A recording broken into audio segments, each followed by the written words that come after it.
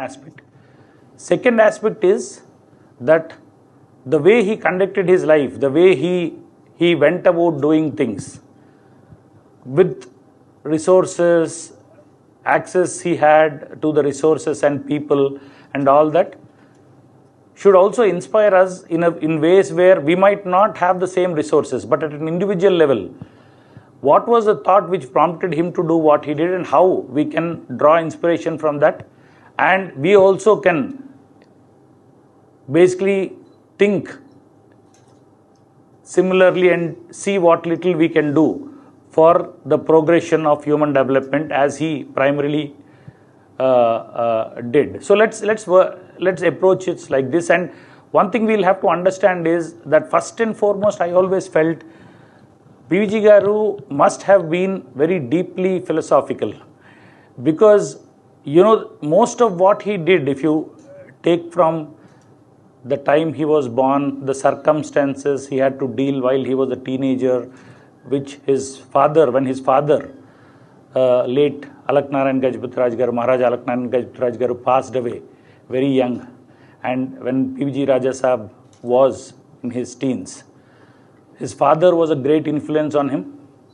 He thoroughly missed his father, and even when his father was alive between 33 and 37, during that time, different circumstances meant that he was actually staying away from his father a little bit. The Court of Wards, then administering the estate, for different reasons, wanted to send Raja Saheb and his brother to London for studies, foreign shores for studies, which Raja Saheb's father opposed and went to court about. He fought in the courts and won the case to have PVG Garu educated in India. He won that case against the Court of Wards, who were hell-bent on sending Raja Saheb to foreign shores for education. The rationale of Alak Garu was that whoever is going to be the next prince of Vizianagaram, if they are not grounded to the area where they would eventually have to work on, it would be difficult for them to connect with the grassroots. So he didn't want them to go there. He wanted them to study here. More importantly, even after he won the case to have PVG Garu and his brother also study here. Subsequently, he also made sure that wherever they studied here, Telugu was one of the subjects which was taught to them, because that was the only way he could do justice to the role he was going to be prepared for, which was that he needed to lead the Vizianagaram estate. He had to be the Maharaja of Vizianagaram.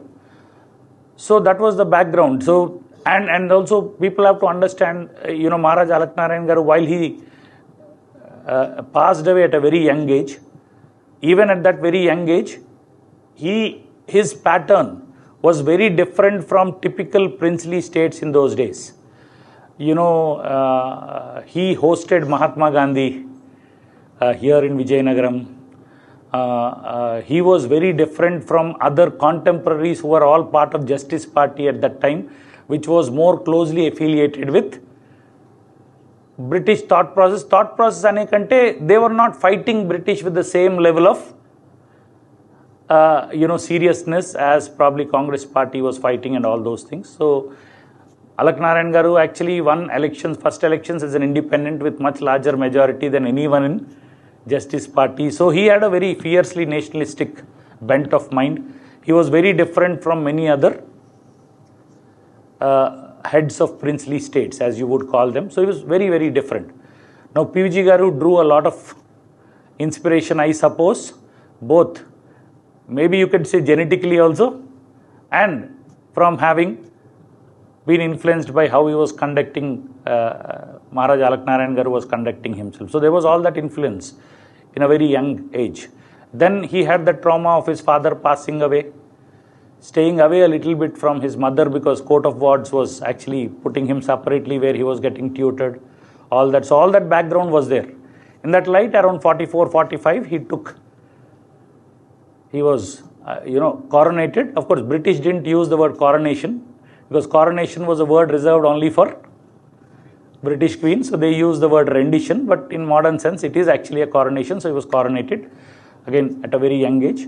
So these were the happenings at a very young age for him, and PVG Garu was actually trying to make sense of what is the burden which is coming on to his shoulders. He was weighted, I'm sure, he was weighed in by the huge sense of responsibility of wanting to carry forward the very, very different, independent mindset of his father, legacy of the dynasty he was inheriting, and also aware of the changing circumstances. You know, it was at that juncture when PVG Garu was taking over.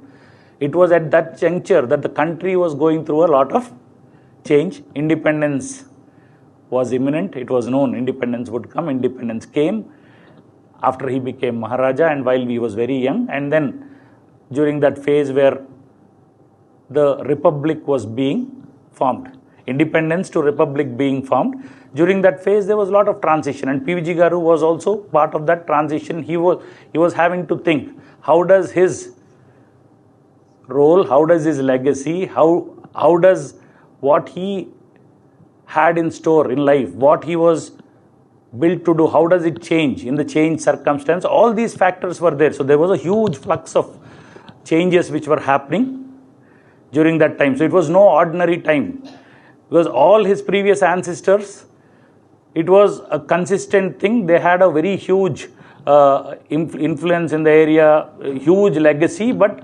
the flow was same. But in Raja Saheb's time, everything suddenly was changing. So you have to understand the change context in which he needed to re-gauge how the definitions are going to change, how he needed to do. That's one aspect. The other aspect was that, you know, as things were changing, you know, people don't understand Raja Saheb as per the legacy of the family. He was inheriting a huge legacy.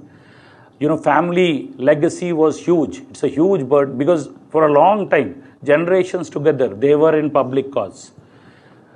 A lot of things, you know, first school was established in 1857. We were just talking in Vizianagaram.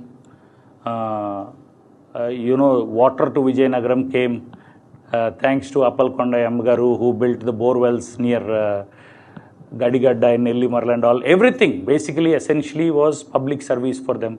Small things. They did a huge, you know, Abhinava Andhra Bhoja time lo, you know, the patronage they gave to Gurjada Parao Garu, Ravi Varma Garu. Ravi Varma Garu stayed in their guest house in Ooty. They were basically collaborating very closely. Gurjada Parao Garu used to travel a lot with Abhinava Andhra Bhoja. The family had a huge legacy. So the legacy was not a simple legacy.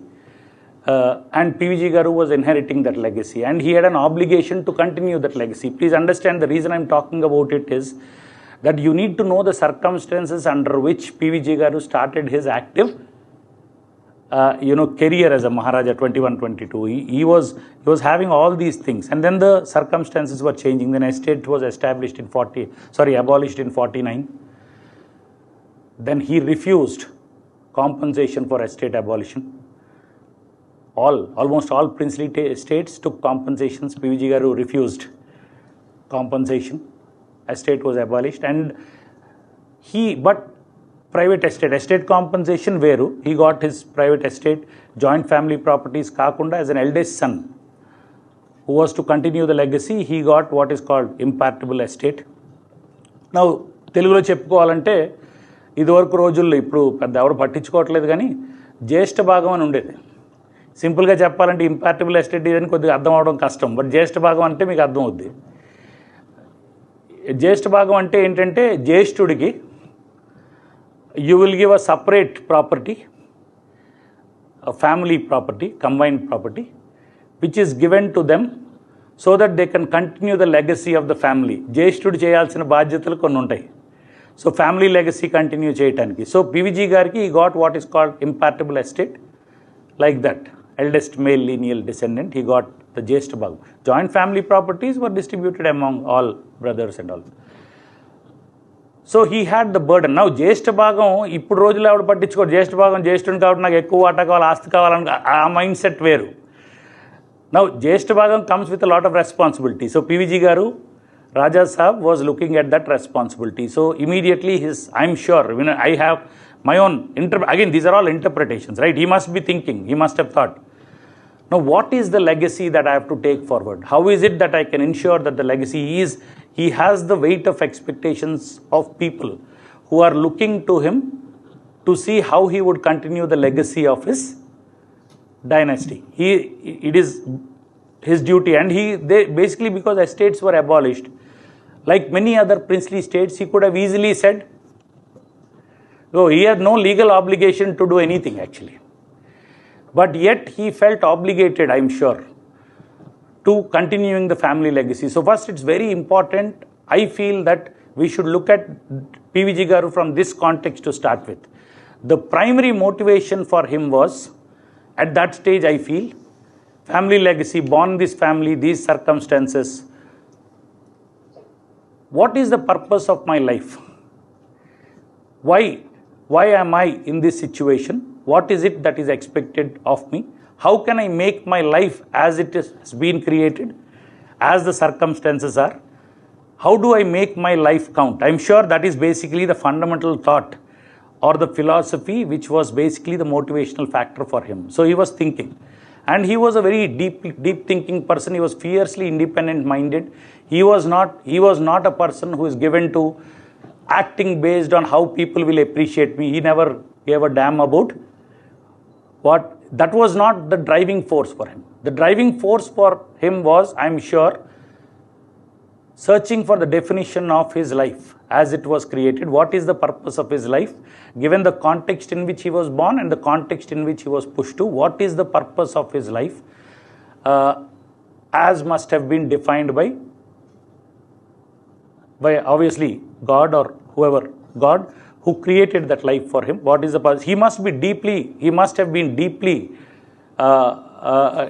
thinking of how do I make my circumstance, my life count. So that was the prime motivation I felt. So I'm sure he would have thought about it, what to do, Jyeshta Bhagam and all, how do I make? Then I'm sure he basically was resolved in his mind that I have to use this estate for a purpose which would ensure that the legacy of my dynasty would continue and I would make a contribution to human development, civilization. He was deeply motivated, and I think at that stage he defined his purpose of life as I have to use all resources which have come to me with the life which has been created. I have to use this for the overall development of civilization, humanity, and to the extent that I can make a difference to the world around me and beyond. I can contribute to the society around me, where whatever I have been part of, whatever resources have been given to me, I should use them for purposes which would make a lasting impact and a progressive impact on the civilization and nation around me. And nation also was going through a flux at that time, change. We are getting independence and all that. So the prime drivers, I am very, very sure, must have been that. He was very motivated, and he was already very, very different thinking. He was very deeply philosophical even then. For example, when during those times it was prestigious to go hunting, claim how many tigers you hunted. In fact, Raja Saheb's family had a huge legacy of tiger hunting and all that. Sir Vijay Garu, who was Raja Saheb's uncle, had a record of this many hunts and all that. But PVG Garu was not motivated by that. Not that he hated it or anything, he just didn't, that was not a passion for him. Similarly, a lot of people at that time in those ages, princely states, a lot of Yuvarajas, kings and all, were very interested in these fancy sports like polo and things like that. Raja Saheb was never interested in those kinds of things. It is also a sign that even at that very young age, he was very independent thinking. He had his own mind. He was already deeply engaged with his own,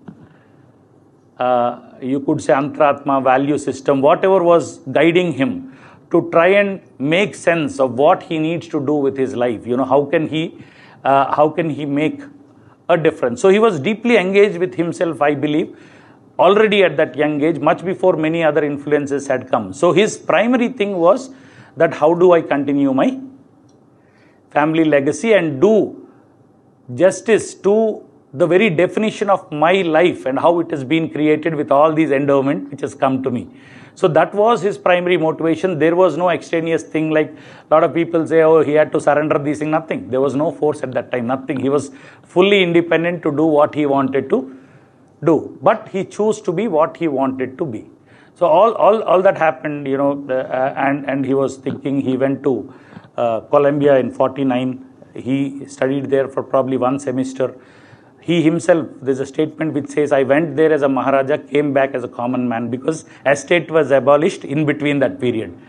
So he went with an official title of Maharaja, but when he came, estate was abolished. But he came, and he was a very good sportsman. You know, for example, he was a very good cricket player.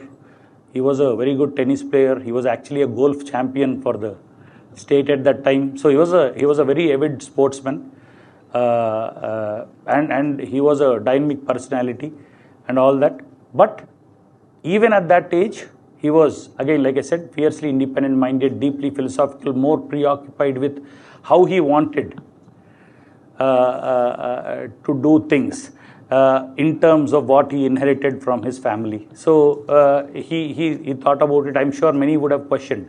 Once the estate estate was abolished, in 51 the Madras Endowment Act had come. Of course, there was an Endowment Act before, but Madras Endowment Act had come, and Raja Saheb formally was made the hereditary trustee of all the 105 temples. He was already a hereditary trustee, but once the estate was abolished, the government took over all the endowments. He formally became a hereditary trustee. Even in those days, there he went to court for one small thing, which was that he wanted to ensure that Simhachalam had the task also to help the other temples who were economically not as much endowed. So he got an order there where Simhachalam temple will continue to support other temples within these 108 temples. So he wanted that. And then he went on, and then he was thinking, family patronage was continuing till that time. Choultry in Vizianagaram, which used to feed students who were studying in Mansa's institutes and Sanskrit college and those colleges, which were also part of Maharaja's family, which were surrendered to government, because he felt government would better run a Sanskrit college. And some colleges were given, music college and Sanskrit college were handed over to the government. They were run by Maharaja's family, but they were handed over to the government. And this Choultry which was being run, he wanted to make sure it will be supported for eternity. And once the estate was abolished, the immediate question was that the royal family was patronizing it. Now the estate, royal family as a entity, legal entity, is no longer there in that sense. As a royalty is not there after estate abolition. Now how do we ensure we make this patronage for education, which had already been happening by that time? You know, school 1857, MR College in 1879, already had a deep legacy. He somehow wanted to make sure this support continues, no matter what happens. So he was thinking on those lines. The first thing which came to his mind was that what happens to Choultry, now that endowment, support has to continue. So how do I make sure it continues? So before he could think of a longer term solution, immediately he just in Srikakulam, Niddaman oka village unte akkada oka 375 acres he identified, gave it to Simhachalam and told them, this land is being given to you so that you can give prasadam to Mansa students in Choultry every single day for about 300 any students unte antamandi. Now it's running with about 450 students maximum peak. So that was made much before Mansas came, around 53, 54. He made that arrangement. And then subsequently, of course, Mansas was created. Again, basically the thought was, how could I make a difference with the endowment? What kind of difference can I make? And again, please understand, PVG Garu is not a person who did things only to get appreciation for people. In fact, he was probably the most nonchalant person. He never thought like that. He wanted to do what is good. I feel like his motivation was deeply more philosophical than that. It was more driven by what what his answers to himself was in terms of what is the definition of his birth, what is the definition of his existence. He was more working on that philosophical plane, not to satisfy people or anything. You know, he had a deep vision. Education was something with the family was supporting arts. Education was something family legacy. So he wanted to continue that legacy. He wanted to ensure continuity of that legacy, no matter what happens. So that was one thing. He got inspired by, when he went to Columbia, he heard a lecture of Albert Einstein. He was interested, got interested in nuclear physics. Then Gyanananda Garu was there. He got introduced to Gyanananda. All those associations also had influence on how to do it. He wanted to somehow make an arrangement for continuing legacy. So he was trying to formulate an idea. There were other people who probably were questioning him at that time. How can you give all this away? You are not legally obligated to give all this away. But he was not going to listen to any of those people. He had his own sense of what the obligation is for the dynasty. What was he inheriting as a part of imperitable estate, both the asset and the responsibility. He inherited, he was more focused on responsibility also, he inherited along with the asset. So he was thinking very deeply about it, and then answers happened. He created Mansas, and please understand, he was not thinking of Edo Avasramto Evaro Vaste Chaitam Veru. He basically created things which are seeding. Basically, he seeded things without anyone coming and asking him, because he wanted to create an ecosystem on his own. The initiative was from his side. He wanted to create an ecosystem of all types. You know, ఏదన్నా ఉందనుకోండి, for example ఇప్పుడు మీరు చాలామంది ఏయులో ఈ PhD ఇంటర్వ్యూస్కి వెళ్ళిన వాళ్ళకి తెలుస్తుంది, early అటువైపు సిబిఐ డౌన్లో విజయనగరం హౌస్ ఉంటుంది. That was the house where he lived for a long time. You know, he gave it to Andhra University for a very notional cost, just urke perki, because he thought it would be more useful there. A lot of things he gave not because evaro chadigite kaadu. He felt this particular thing would be asset, or a particular thing would be more useful, more productively used in a certain context. So if there's such a context existed, you use this for that purpose. So that's the very, and Mansas also was similar. You know, education institutes, we needed to promote education, and it would, if you go back to 68 and much before, when Mansas was formulated, and Mansas mundu progenitors, even MR College 1879, if you go back, maybe every 20 years of generation anukunte, how many years? 130, 140 years history lo, you go back 5-6 generations in Vijayanagaram, this geographical area, almost one in every maybe fourth or one in every fifth family across these past 6 generations would have been touched by Mansas. And imagine the level of empowerment. It's not education. Fundamental lives have been changed for not that generation but for next set of generations because of Mansas. All that could not have been possible without that. Imagine a situation where not only did he set up Mansas, but imagine when teacher training was a deep gap, and when the realization was, unless we had very good trained teachers, you know, catering to the education needs at all levels for such a population which was for a longish time removed from formal education, was not going to be easy.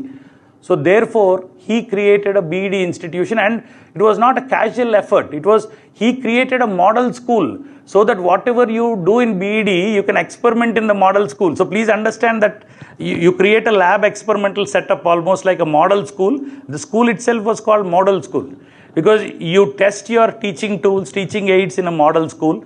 So it was a very, whatever he did was basically a complete thing. And then he started women's college in 62. Imagine in Vijayanagaram, given the conservative area we are in, you know, women would otherwise, if there was no women's college, you can imagine how many women would have been struggling for access to education. It was a transformative kind of initiative in those days. In fact, for a longish time after that, teachers were also women. So many women teachers came out.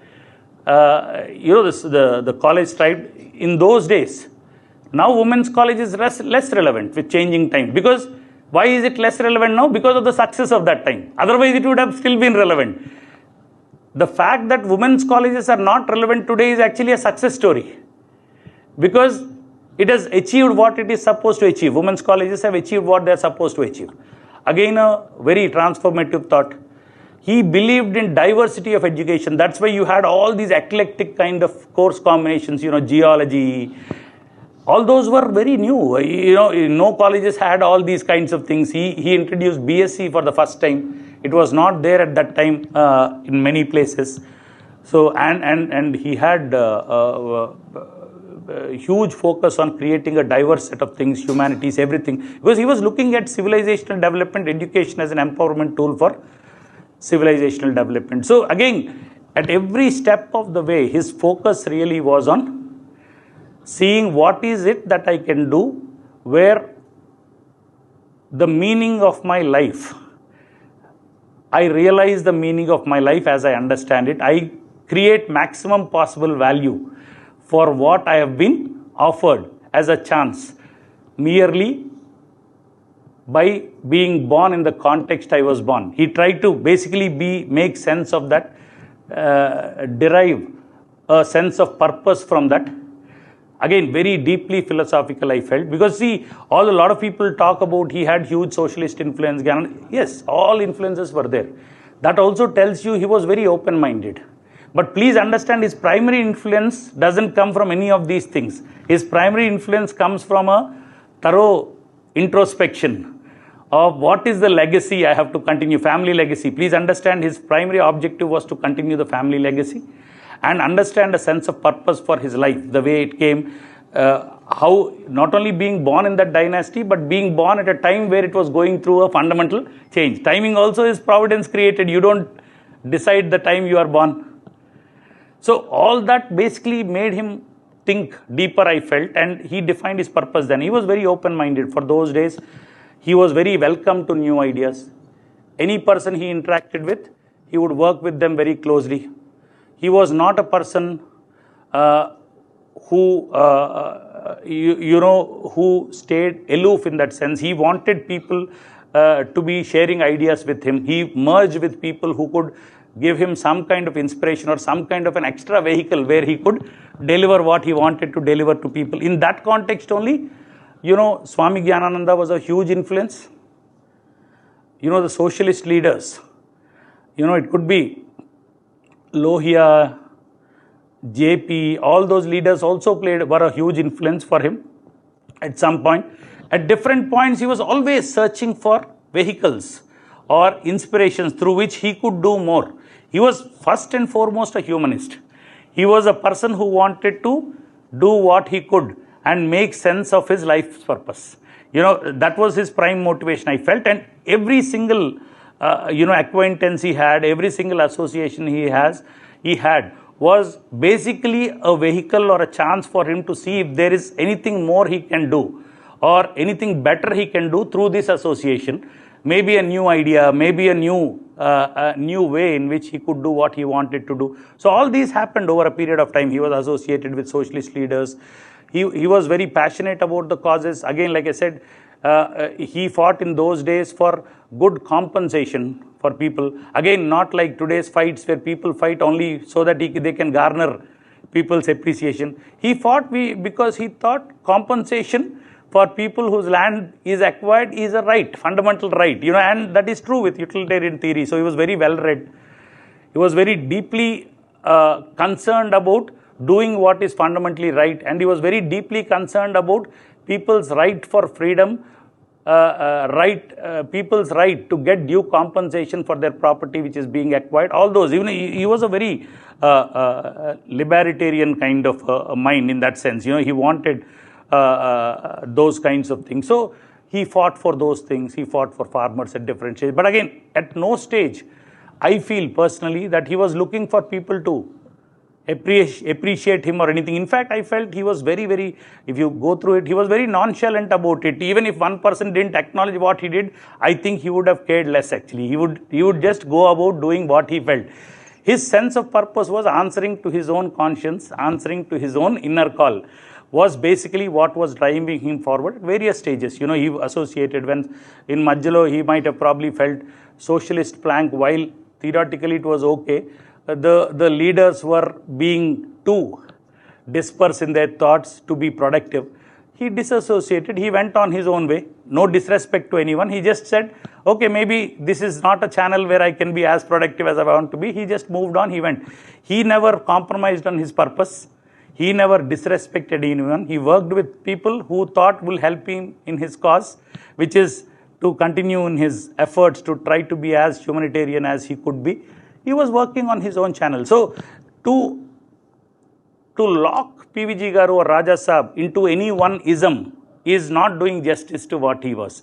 He was not bound by any of these things. Frankly speaking, he didn't get inspiration around 50. He was inspired right from the beginning. If you see, he rejected the compensation for estate abolition in 49. Much of what he did was much earlier than meeting these people. So he was basically already in his zone. He was working in his zone. He was doing what he wanted to do at various stages. You know, once he gave place to the Polytechnic College Society. Anything. Basically, he was basically like this. He said, anything where a particular asset or a particular thing I have in my possession which I can allow to be used for a purpose which would then add value to humanity, he was happy to do it. He was promoting all kinds of causes. He was very well read. So that was his life. You know, he was going on like that. He had a serious accident, and a lot of doctors at that time said he survived only because of his yoga. He was doing Sirsasana, people say, for 45 minutes a day. Sirsasana for that long is not possible, but he had that thing. So that is why apparently the German doctors who treated him after a while in terms of his recuperation said the only way he recuperated like that was probably because of his yoga and all. He was very spiritual in that sense. Any cause, not only education, for example, he built that Hyderabad race course. He was part of the people who bought that land from the original Nizam and gave it for race course road. Lots of those things. He did quite a lot for sports promotion. You cannot fathom, you know, how much anything which he could do, he tried to do. Despite his accident where his life slowed down a little bit, he was still reasonably active in terms of seeing what all he could do for the society. So that is how his life had gone on. His legacy is actually one where we should all understand that, you know, the lives of people in this place fundamentally got transformed because of the access to education he has created. Of course, it's a legacy of his family, but he had no obligation to continue it after estates were abolished, but he still did it, and he did it grandly.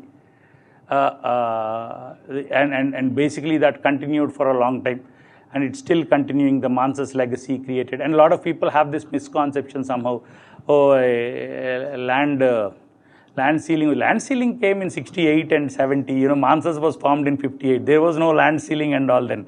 He felt obligated to create it with his own conscience. So there was no other legal complaints, and no land ceiling works for urban lands. You know, how many urban lands did he give? So people can talk. See, part of the reason why people create these misconceptions of Raja Saheb, one thing people have to understand is, it's difficult to imagine someone doing this. So therefore people say it must not be true.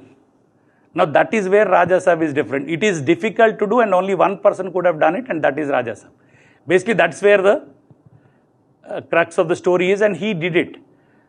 And his inspiration was that ultimately I feel like wherever he is today, I am sure he is still, without a care about people around him, he is still thinking of what can I do with whatever I have to help humanity progress. That's the kind of person he was, and he probably continues to be wherever he is.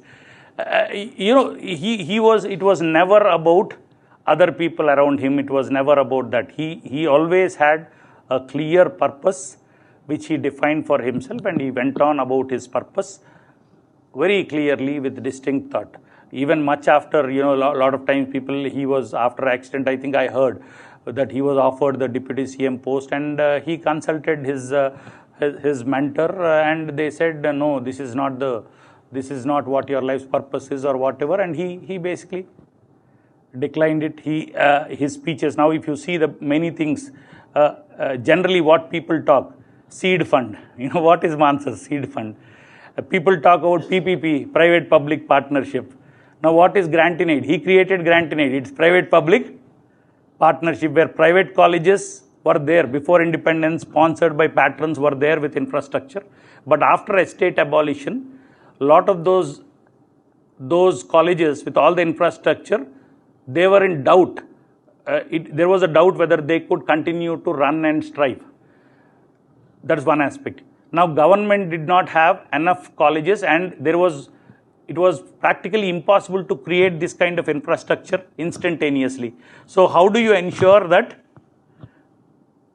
the education continues? So he created grant in aid was one of the thoughts which came in. He was a big pusher for that, which was private public partnership, as government would give salaries for the teachers, private institutes will continue the infrastructure, and then education will continue unabated.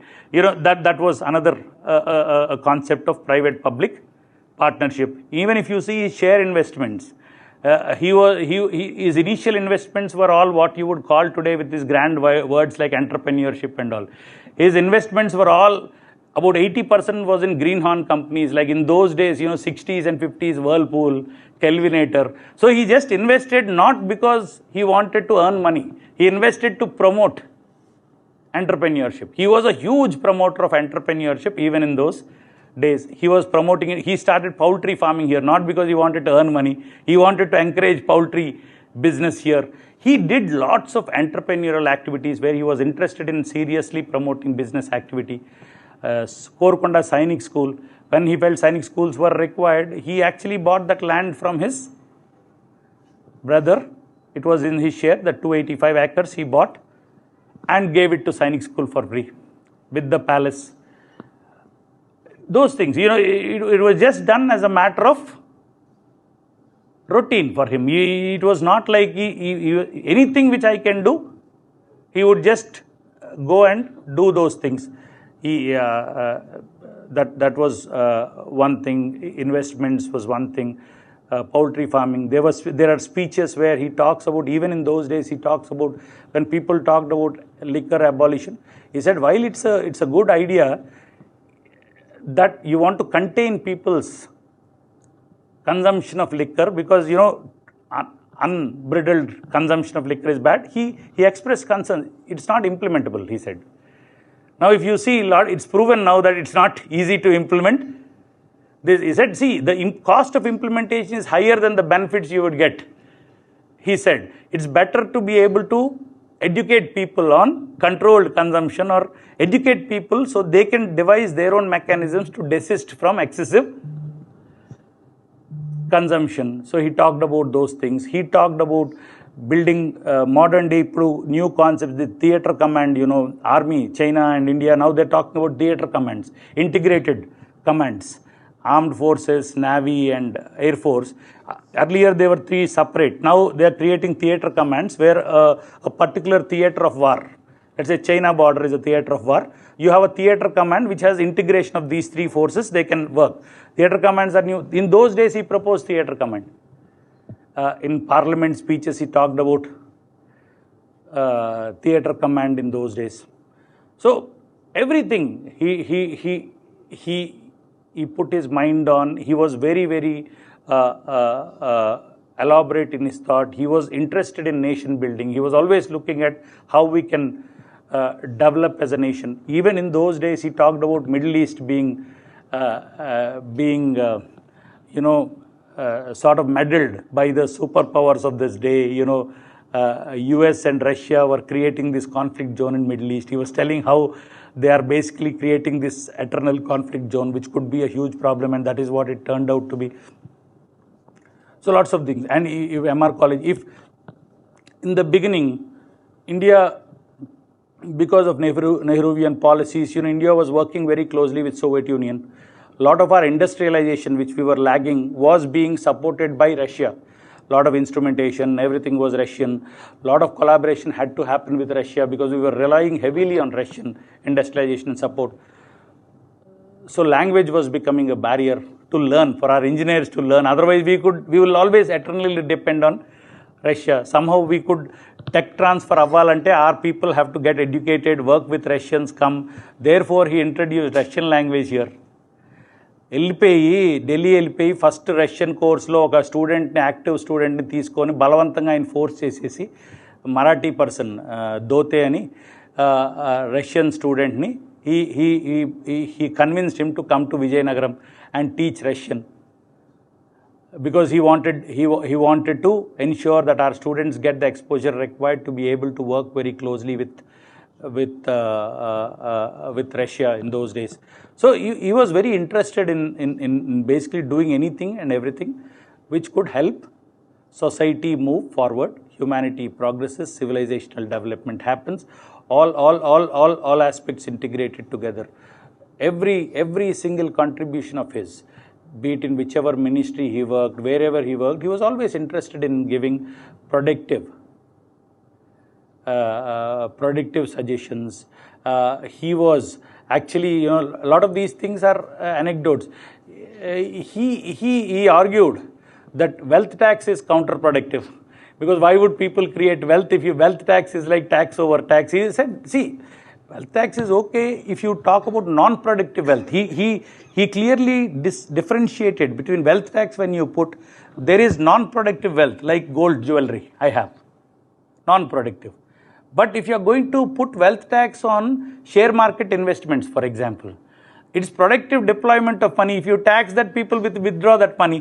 So imposing wealth tax on productive wealth is counterproductive. It will be detrimental to people investing. So he argued against wealth tax there. Put wealth tax on non-productive wealth. So he was very, very clear on what his thought was, why certain things are good, why certain things. He was very, very intellectual in that sense. He was very deeply thinking of every particular issue.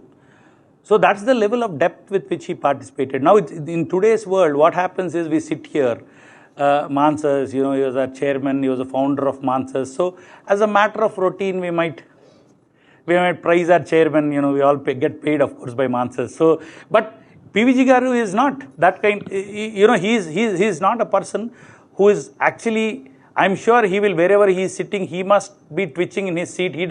I'm sure he doesn't like all this. What he would like is if people understood what was the thought behind. The reason I want to talk like this is that I'm sure he will be more interested, not pleased. In the praises would never satisfy him. He would have been more interested in this conversation wherever he is, if he thought that this discussion helps people understand what was his motivation, what was the drive. Because he was not driven by recognition. He was driven by a desire to be able to use everything within his means to advance the civilization, humanity and the nation to the extent possible. He was a deep visionary. He did things in the long term. He created Mansas to empower people with education. He didn't distribute money, throw money at people. He threw education at people. This is empowering. He was more long term. He always looked at long term. How can we build people? How can we build capabilities? How can we build people into individuals who could feed themselves and be part of larger nation building exercise. So he was more a visionary. He was more a person who wanted to look at things from a long term perspective. And all those kinds of things. People, he's more, you could say he was, Raja Saheb is what we all refer to him as.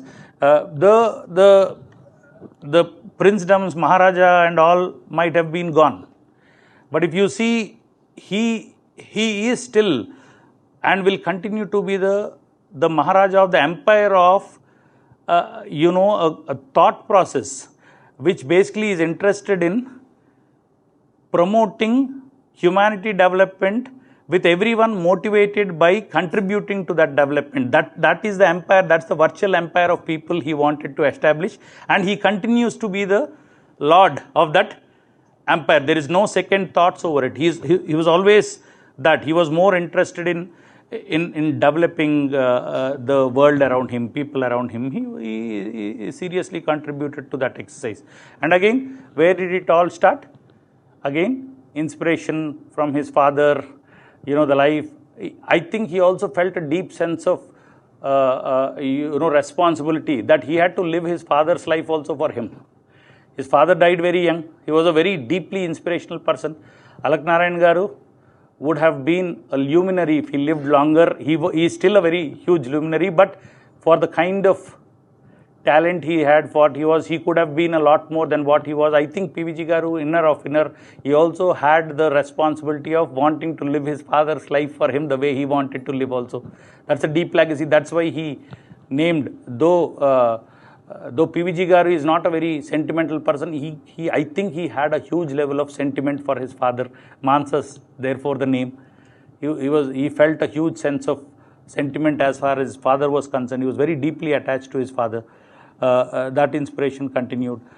So all these are what Raja Saheb was. So we all can see it was always about what you could do to the country's progress, what you could do to the development. He never had any hang-ups. You hear stories like he slept in the railway compartment bottom. See, for him, I don't think he would have thought about it also. He's just unconscious. He basically was fiercely independently minded, fiercely unconscious of the surroundings. He just went in his own world. Basically, he just gave a damn about what was happening. It was not like he was conscious of, I'm sleeping, oh, I'm a Maharaja, I'm sleeping downstairs. Nothing like that. He just said, okay, I want to fall asleep. Where can I, this place seems convenient. You know, that's the way it was always. It was never about, oh, I want to show off to people that I'm sleeping. He never even thought about it for a second, I felt. You know, from what we see, anecdotes and all, it was not like he gave a huge amount of thought to those things also. When JP came south, he was driving JP all across south. He was on the wheel. He was driving JP all around because he got, in those days, he was very inspired by JP. He thought JP's, whatever JP's movement was, could help awaken people, could help society change in a way which is good. So he basically offered to drive JP around, all around. Nothing. He was not conscious of any of this. Why should I do it? If he calls 20 drivers might come. He doesn't have to drive. But the question was not that. He wanted to be the person who is at the fulcrum of what is happening. He always wanted to be engaged. If he felt that this is something I want to be engaged with, he would be engaged. It doesn't matter who that is. X, Y, Z was not the motivation for him. At various stages, he really got inspired by JP. He got inspired by Ram Manohar Lohia, a different socialist. Mehta. In fact, Ashok Garu was named after a socialist leader, Ashok Mehta. The name Ashok, Anand Garu's name is in the family. Ashok is a new name in the family. Ashok is not a name which has been there in the family. Ashok Garu was named after a very close friend of PVG Garu, or an acquaintance and a socialist leader, Ashok Mehta. So he was named after Ashok Mehta. He drew inspiration from those kinds of situations. So he always acted on his own. He was fiercely open-minded. So that is the life of Raja Saheb. So when we do this, when we are celebrating the centenary year, I feel like the biggest tribute we can give him is to see how we might not, each one of us, even I always think like this, I might not have even like a 0.001% of the means of what Raja Saheb has at that day. But then whatever means I have, how do I define my life for eternity? How do I ensure that the purpose for which I have been brought to this world gets satisfied to the level it can be? How can I make sense of it? How can I leave an imprint of it before I leave? That means my purpose has been realized a little bit, at least a part of. So I have to understand, reflect on what the purpose of my life is, what are the means I have, and with that means how can I contribute to humanity. Contributing to humanity might be just doing what you can. It's not like, see, I don't believe in this concept of helping the society. You know, if you can contribute to the society, society will recognize you. Why are you born otherwise? You do something.